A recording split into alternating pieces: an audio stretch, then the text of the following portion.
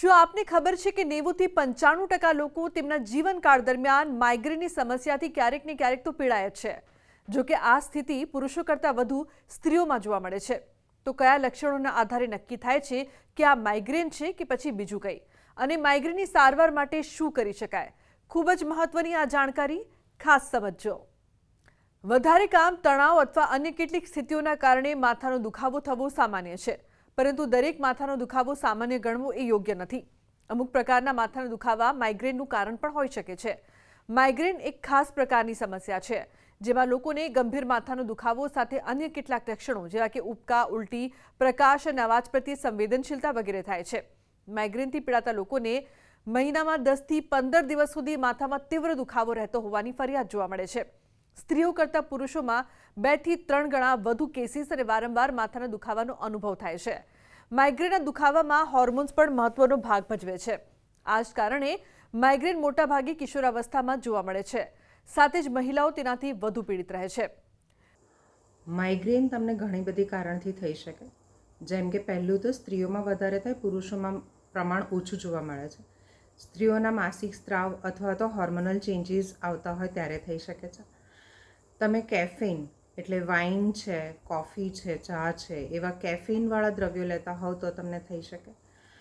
તમે ખૂબ ખાલી પેટ રહેતા હોવ તો થઈ શકે। તમે વધારે પડતું બહારનું બજારું ખોરાક ખાતા હોવ તો થઈ શકે। એવા ઘણા બધા વિવિધ કારણોસર માઇગ્રેન થઈ શકે। ક્રોનિક માઇગ્રેન વ્યક્તિની જીવનશૈલી પર ખૂબ જ પ્રભાવ પાડે છે। જો કે માઇગ્રેનના મુખ્ય કારણોમાં વ્યક્તિની જીવનશૈલી અને આનુવંશિક પરિબળો જવાબદાર ગણવામાં આવે છે। માઇગ્રેનથી પીડિત વ્યક્તિમાં સામાન્ય લક્ષણોમાં અસ્પષ્ટ દ્રષ્ટિ, વારંવાર બગાસું આવવું અને સુસ્તી, એક તરફનો માથાનો દુખાવો અને ઉબકા, ઉલટીનો સમાવેશ થાય છે।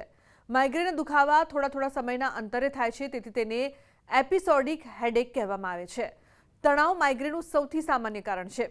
જે લોકો માઇગ્રેનથી પીડાય છે, તણાવ તેમના માથાના દુખાવા માટે ટ્રિગર તરીકે કામ કરે છે। માઇગ્રેનના કારણોમાં હોર્મોન પણ જવાબદાર છે।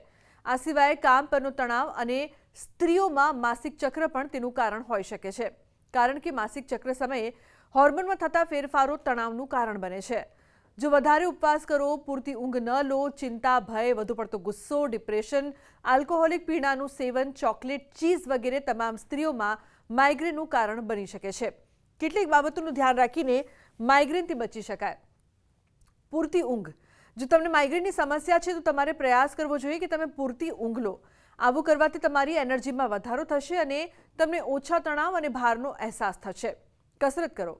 કસરત શરીરના સ્ટ્રેસ હોર્મોન્સનું સ્તર ઘટાડે છે। કસરત દરમિયાન શરીરના એડ્રેનાલિન અને કોર્ટિસોલ અને એન્ડોર્ફિન્સના ઉત્પાદન ઉત્તેજિત થાય છે। તે મગજમાં કુદરતી પેનકિલર અને મૂડ એલિવેટર્સ તરીકે કામ કરે છે। હેલ્ધી ડાયટ લો। તમારી ડાયટમાં વિટામિન કે જેવા જરૂરી વિટામિન્સ આપતા ભોજન લો, લીલા શાકભાજી ખાઓ અને સ્વાસ્થ્યપ્રદ આહાર લો। આવું કરવાથી તણાવના સ્તરને ઘટાડવામાં, તમારી ધમનીઓને સુરક્ષિત કરવામાં અને યોગ્ય બ્લડ ક્લોટિંગને પ્રોત્સાહન મળે છે। માઇગ્રેન મટાડવા માટે શું કરી શકાય? તો એક તો તમારે ઊંઘ પૂરતી લેવી જોઈએ।